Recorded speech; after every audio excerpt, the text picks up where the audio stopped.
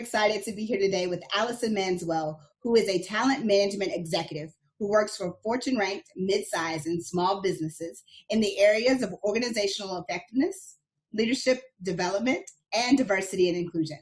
Allison is best known as author for the book Listen In, Crucial Conversations on Race in the Workplace. Welcome, Allison. Thank you, Nicole. Thanks for the invitation. It's really great to be here. Absolutely. So tell us a little bit about the work that you've been doing and exactly what you do. Sure, happy to do that. So I am a consultant. I work with companies. I'm also the founder of my company, Path Forward Consulting. And the focus for what we do is we help organizations to solve the problems that we've been struggling with for years that have to do with people. How do we leverage talent inside organizations? And not just leverage talent, but leverage everybody's talent. So the notion that there are several talent management best practices that would serve everyone, and specifically, if we're truly interested in solving for the challenges we see with underrepresented groups, there are some things we need to do differently. So I do three things. I do consulting, which is to help solve big ticket organizational problems. Sometimes those problems start with courses and training. So I'm a curriculum designer, and we design courses on leadership development topics as well as diversity and inclusion. And then I also do coaching. I am an executive coach. I have an MBA in leadership, and I also hold the industry credential as a certified professional in learning and performance from the Association of Talent Development. Nice, nice. So the big topic right now is COVID-19. So what has COVID, or what is COVID now teaching us about talent management? Yeah, that is a great question. And I think it's important to note, just as a point of context, right? We're recording this when we are about 44 days into isolation, if you will. Mm-hmm. And so I think the first 15 days was literally just a shock to everybody's system. And then now we are kind of in a rhythm where we are using words like, this is our new normal. Companies are figuring out, how do we get work done? Employees are figuring out, how can I get work done? And so we're in the beginning stages of the learning. But I have figured out a few lessons that have become apparent as I listen to the news, as I'm on social media. I'm still working with clients even through this, and it feels like more and more people have reached out for coaching. So I feel like I have a good bit of data that suggests one big lesson that organizations need to learn, but maybe are not learning, is that work needs to be done differently.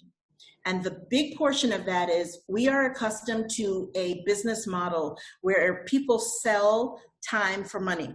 And so organizations pay for time and activity. That's why we have an hourly wage.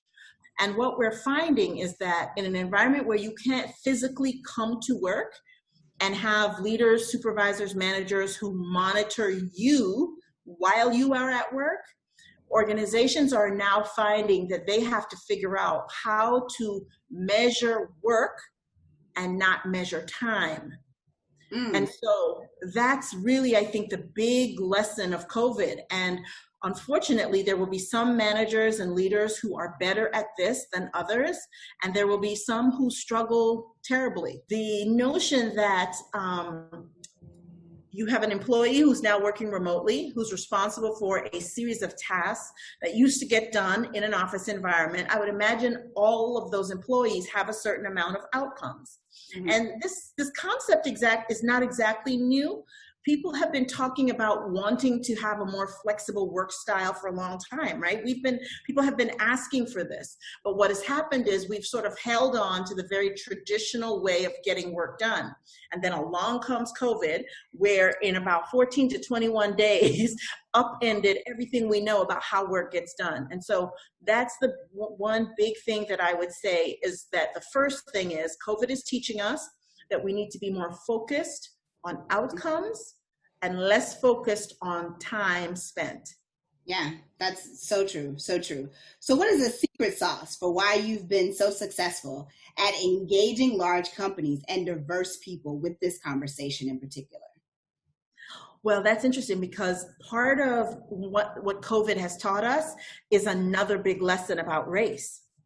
And one of the things that, it's the thing that I hate to be right about, but before COVID, I would spend a lot of time either writing or posting about the disparate impact of race. Mm-hmm. And so now I'm happy to see that it's coming to the forefront. We see the reporters reporting on the disparate impact of how COVID is sweeping through African-American communities specifically, and how Hispanic communities and the kinds of work that gets done at the lower echelons of the community are being, it's not the same sexy work from home experience that others are having, right?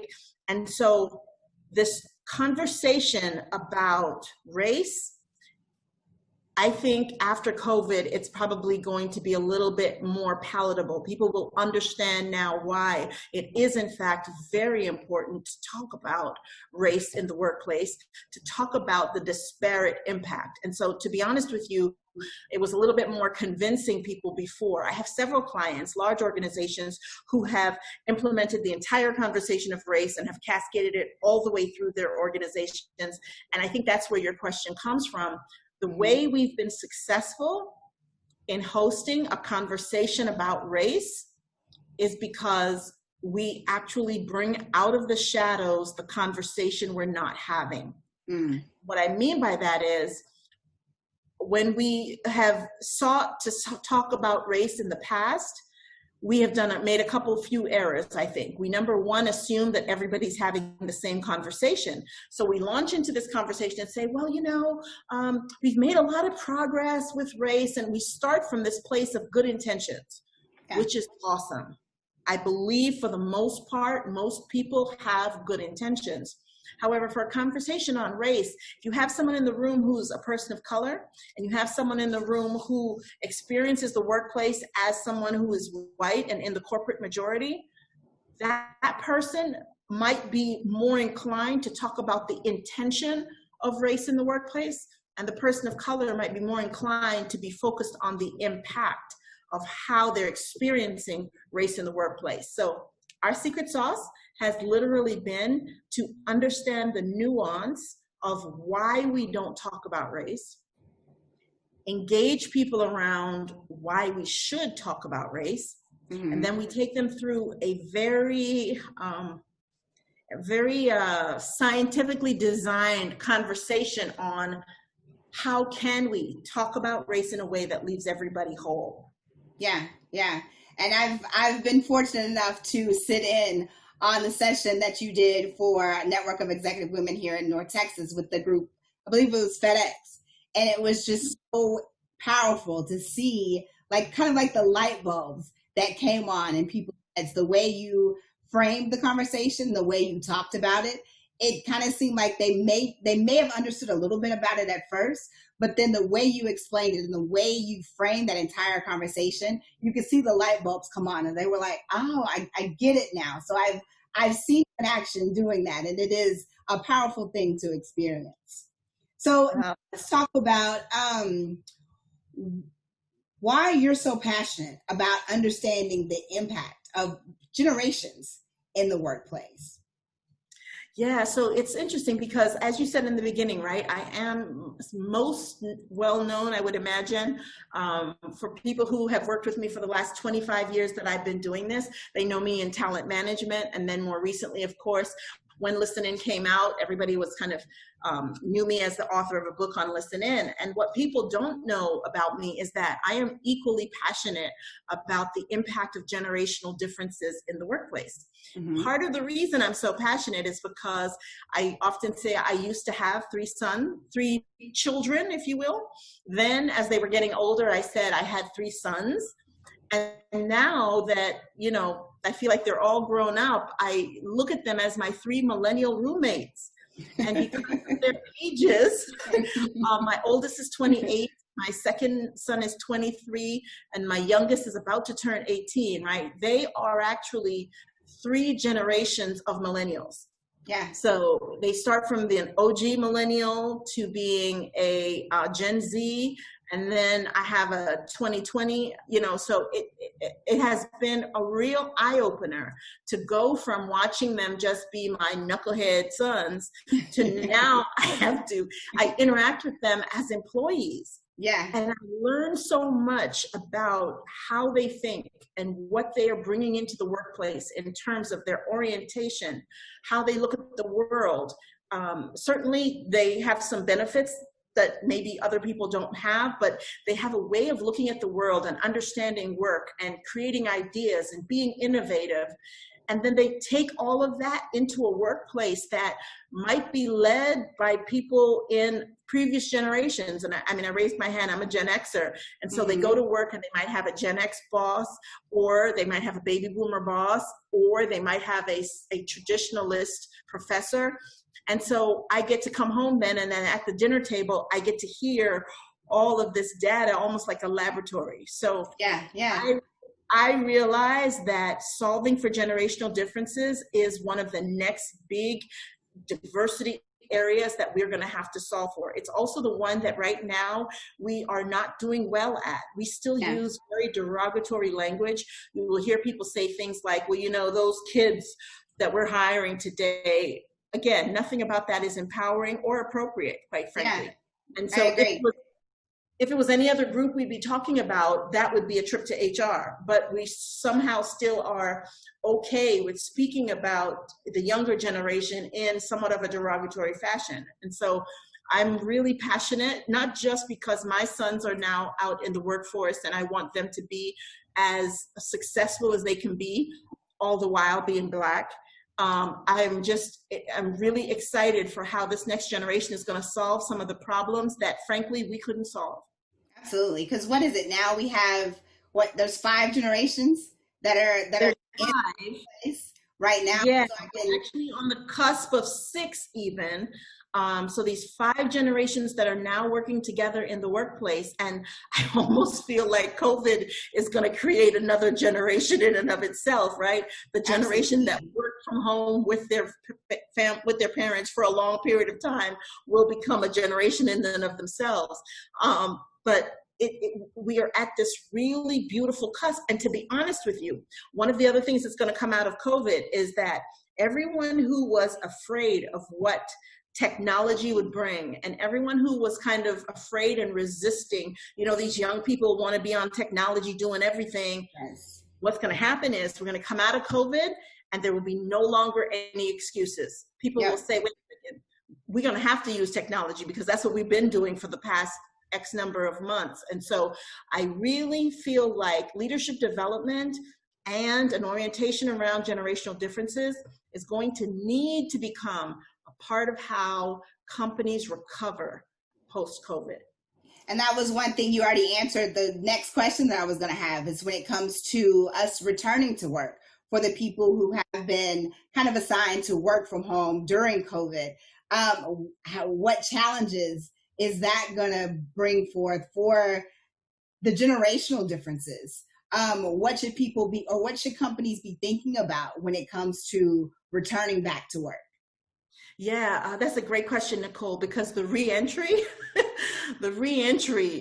really needs a bit of a strategic process. There's a couple elements to it. First and foremost, I think we're going to have to be honest about the emotional impact that this pandemic has caused us. And I always start with the H in HR still means human, that Absolutely.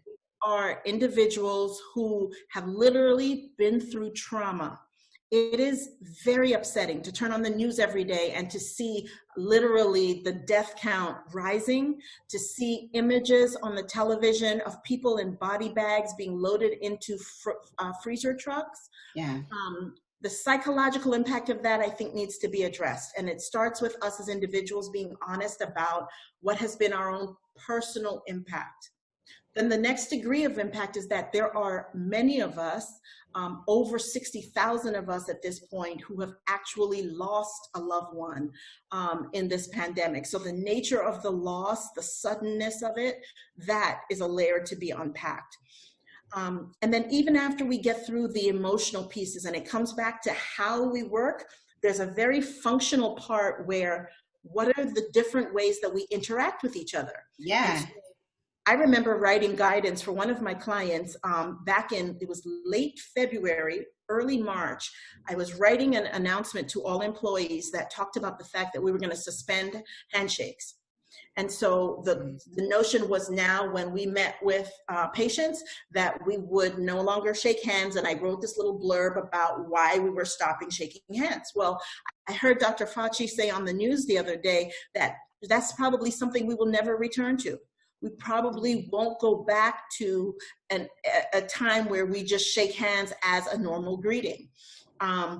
What will be the safe distance that we interact with each other in? I read an article that open workspaces will probably be re-engineered back to spaces that have more walls. I'm one of those people who didn't really care for open workspaces in the first place because it doesn't suit everybody's working style. Yeah. I'm very distracted by sounds. And so the notion of an open workspace means I can be distracted because I want to know what's going on everywhere. So that might be one of the things that will change. So when we get past the physiological things of how we interact in terms of space, then we will get to how will work get done.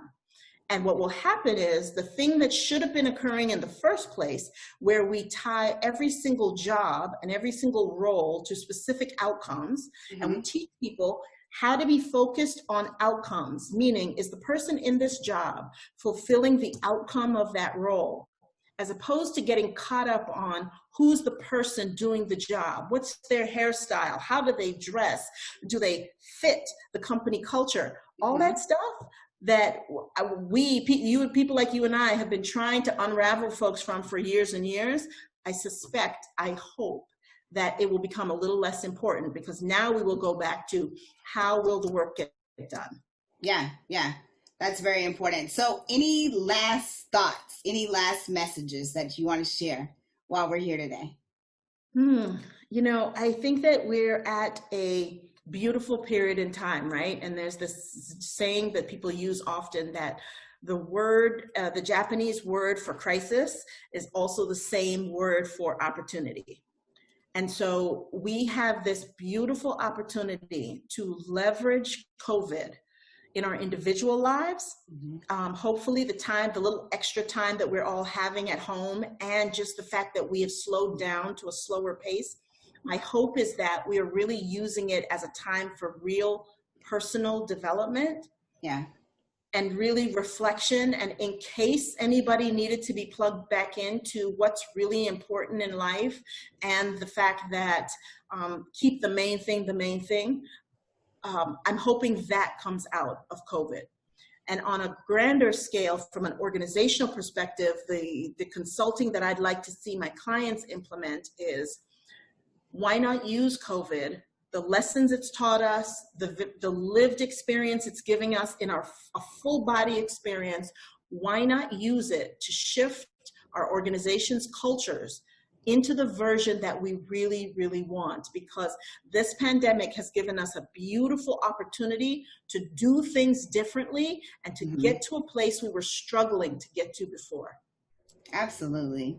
And it's just so amazing to kind of hear the stories of how people are surviving and thriving during all of this, and how we've been able to kind of shift to, working from a traditional work environment to now working from home, and now thinking about going back to work.